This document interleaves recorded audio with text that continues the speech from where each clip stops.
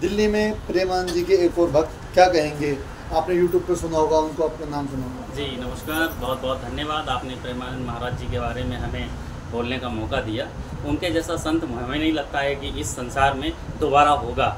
बहुत ही मुश्किल से पुण्य आत्मा हमें प्राप्त हुई है और उसके अगर हम इस उम्र में भी दर्शन नहीं कर पाए तो हमारे ये दुर्भाग्य होगा। वो कहते हैं कि बुढ़ापे में नहीं, जवानी में आदमी को भगवान का नाम लेना चाहिए। बिल्कुल बिल्कुल। लेकिन पहले कहा जाता है कि बुढ़ापे में हम बुढ़ापे में और जवानी में तभी नाम ले सकते हैं जब हम अपने बच्चों को संस्कार देंगे कि भगवान का नाम लेना चाहिए। जब हम बचपन में ही जब संस्कार नहीं देंगे तो जवानी में और बुढ़ापे में कुछ नहीं हो सकता। सर बारे में कुछ बोलना चाहूँगा। आपने अभी जैसा कहा कि बुढ़ापे में ही नाम लेना चाहिए, जवानी में नाम, आजकल की जो ये लोगों के मन में विचारधारा है।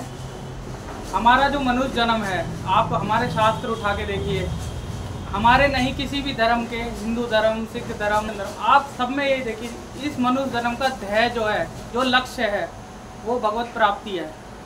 लेकिन आदमी उसको छोड़ के अपने कर्म में लग चुका है, ये काम वाम इसी को सब कुछ मान के अपना कर्म कर रहा है। बस भगवान की तरफ आदमी का बिल्कुल भी ध्यान नहीं है। और जब तक वो बुढ़ापा आता है तब तक शरीर से आदमी परेशान हो जाता है। फिर उस टाइम आप क्या भगवान का नाम लोगे? समय रहते भगवान को याद कर लो। अगर समय रहते आपने उस चीज़ को नहीं, तो मृत्यु तो आनी है।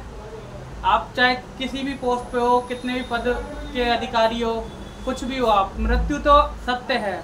सिकंदर भी गया तब खाली हाथ गया, तो उसने भी यही कहा कि मैं पूरा संसार विश्व विजेता होके भी खाली हाथ जा रहा हूँ, तो ये संसार को मैं दिखाना चाहता हूँ। अगर वो जवानी में और आपने एक चीज़ और नोटिस करी होगी, कभी भी आपने चाहे जंगलों में देखा हो, चाहे घर में देखा हो, चाहे कोई प्रचार कर रहा है, कभी भी भगवत प्राप्ति महापुरुष जो हैं, आपको किसी भी दुख, कोई भी दुखी नहीं मिलेंगे। हाँ। उनके चेहरे पे एक मुस्कान मिलेगी। चाहे वो अगर शरीर से कष्ट में भी होते हुए भी आप उनसे पूछोगे कि आपने क्या पाया, वो हमेशा यही कहेंगे आनंद पाया। और आप किसी पैसे वाले आदमी से पूछ लीजिए तो अपने 100 दुख बता देगा। तो आप बताइए, जवानी में भगवान का नाम लेना जरूरी है या नहीं? आदमी सुख के पीछे भाग रहा है। सुख उसे पैसों से मिलता नहीं है। सुख कहाँ से मिलता है? परमात्मा के नाम से।